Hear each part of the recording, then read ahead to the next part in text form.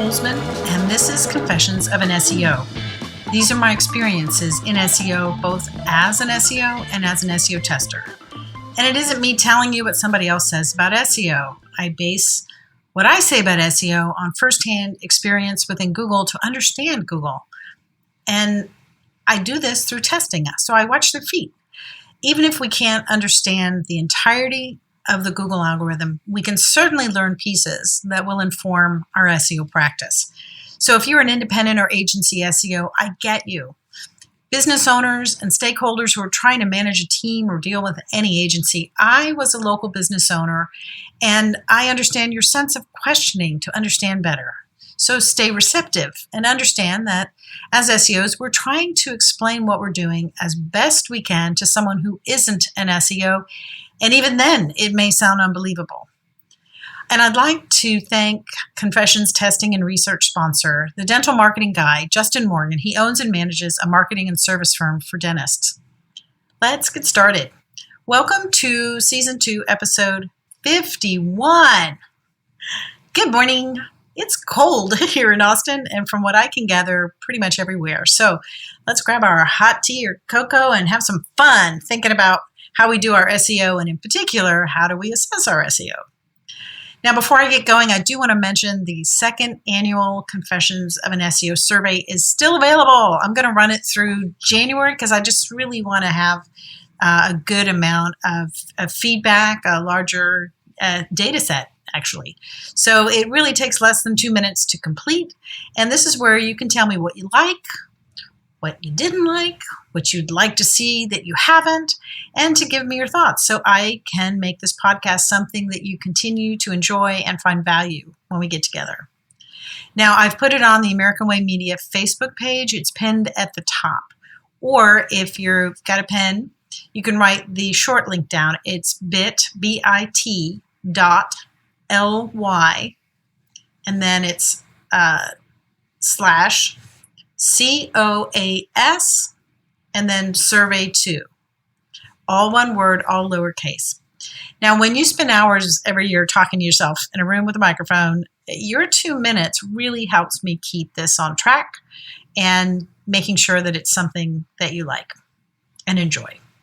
Now, last week on Confessions, I did a compare and contrast of sorts on the indexation research project and Google's new search status dashboard. Now, you might want to check out the December 22nd Crawl or No Crawl report, which is on YouTube, where I demonstrate how well the dashboard lines up, or not, or guess the dashboard lines up with the data. Now, this week, we're a couple days away from Christmas. I kind of thought it might be a nice time to step back, squint a little, and see what things look like. And also, I got what started all this, I got a cool subscription to Blinkist, which is totally not a reader's paradise. You know, it's like the crib notes. It's a I want to know without reading type of information on various books. Now, I have an interest in business and technology, so I got a suggestion that popped up called Think Again. Now, it's about the science about changing our minds, how to persuade others to change theirs, and how bias and assumptions come uninvited or not to all of our decision making. So where am I going with this? Well, one of the sections, it was titled, In a Constantly Changing World, It Pays to Change Your Mind. And, you know, like I wondered, did they really mean pays, like as in helps businesses?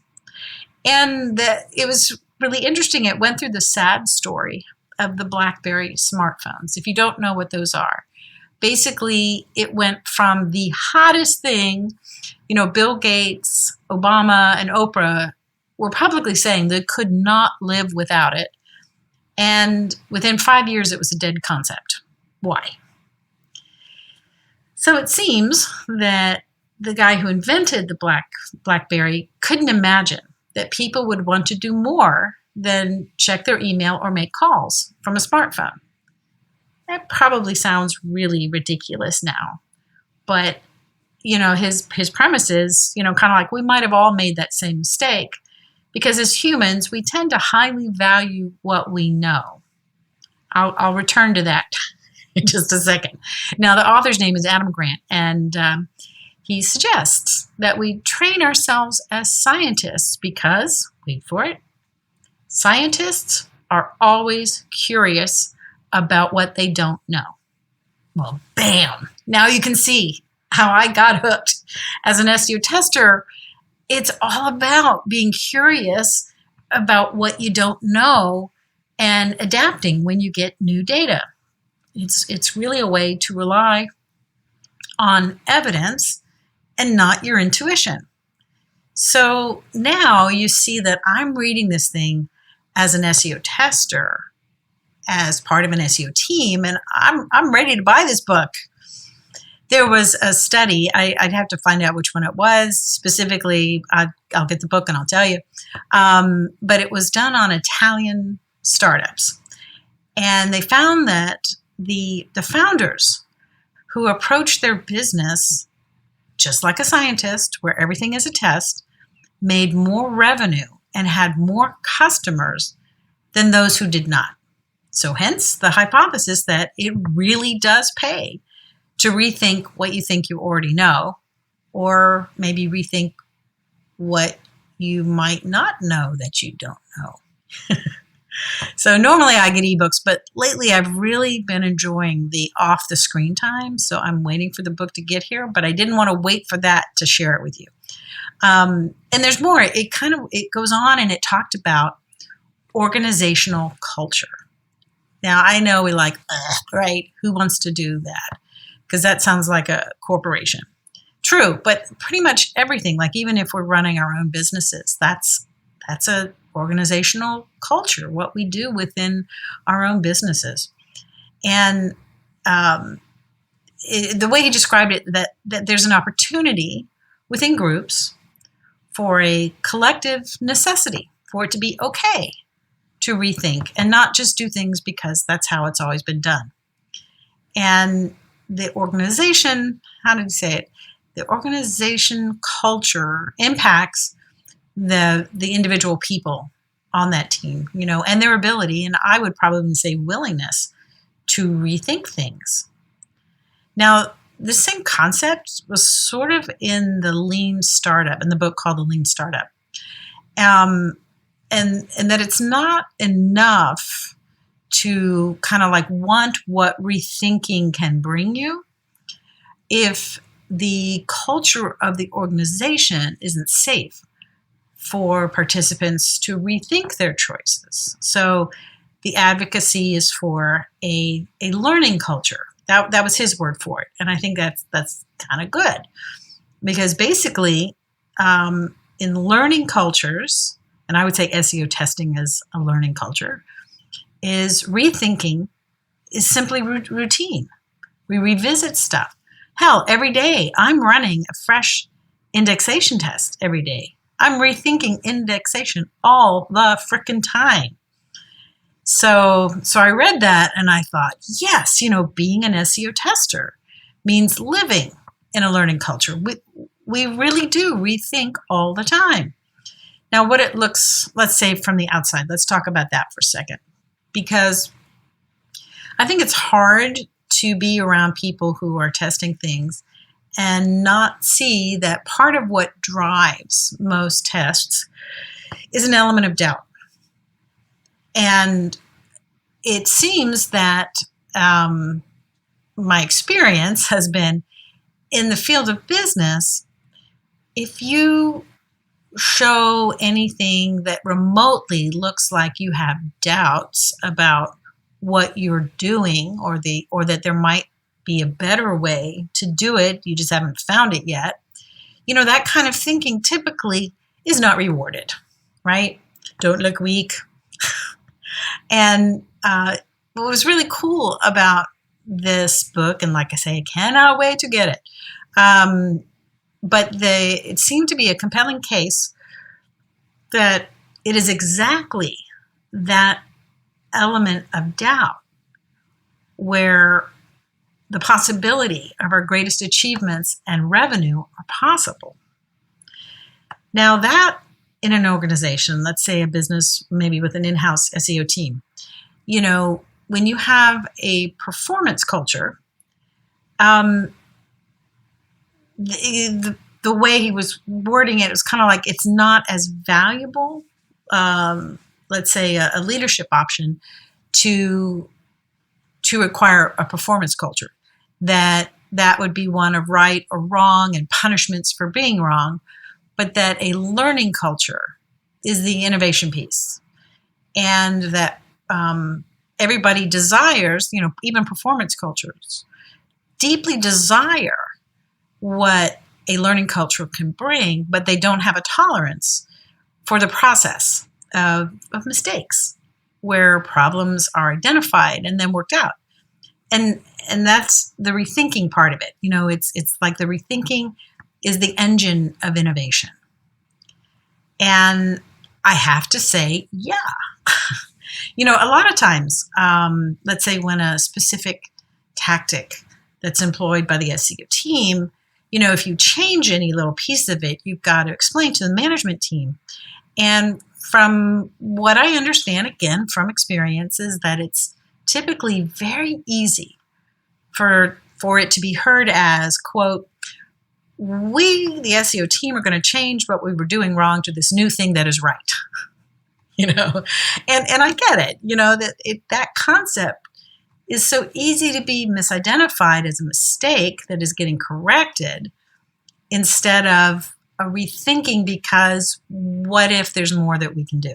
It's scary how often that is the case. And I think when we live in an SEO world where we get excited about rethinking about things, that we naturally, because we don't live in that world of right or wrong necessarily. Obviously, you have to be working at a certain degree of effectiveness in order to be able to say that, okay?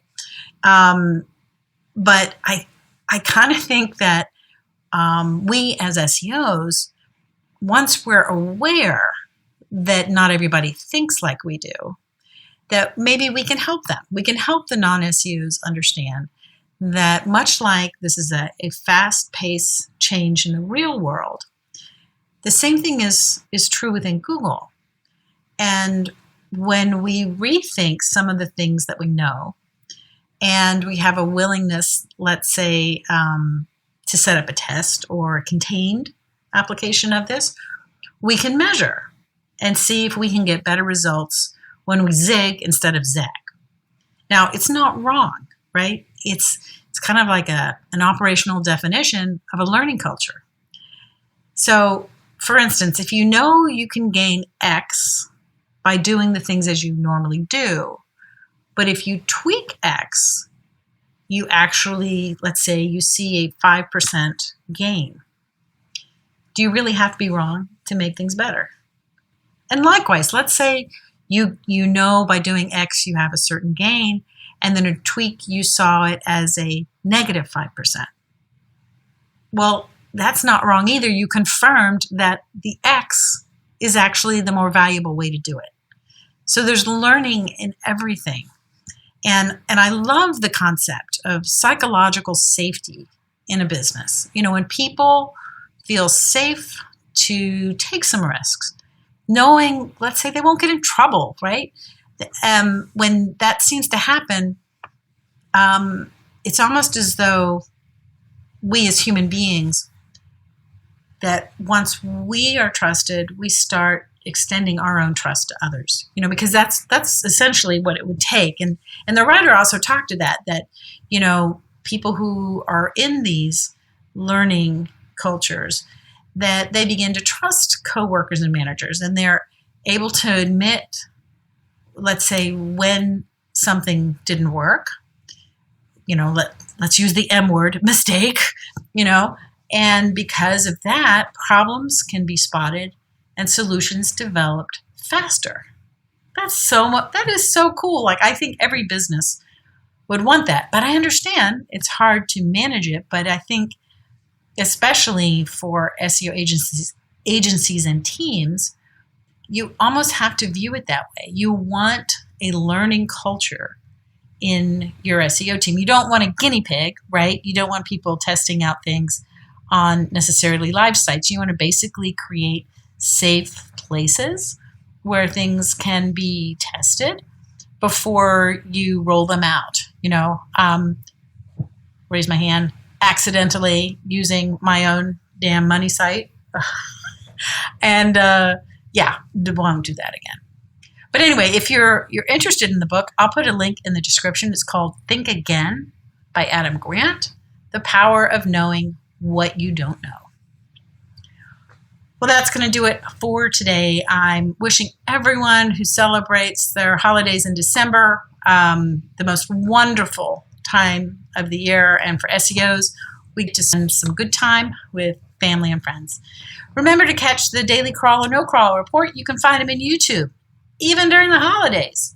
So just search for crawl or no crawl and put YouTube at the end of it and you'll see it. I'll also put a link in there. Now, as I mentioned before, next month, the Forensic SEO training course starts on January 19th. If you're interested, check it out, forensicseotraining.com, and it's a live training. Thank you for being a listener. There's only one more 2022 episode. Thank you to all the sponsors of Confessions that help support this work for themselves and others. Please take the Confessions second annual survey. There's a link in the description. It's been my pleasure to be with you, and I will see you in the SERPs.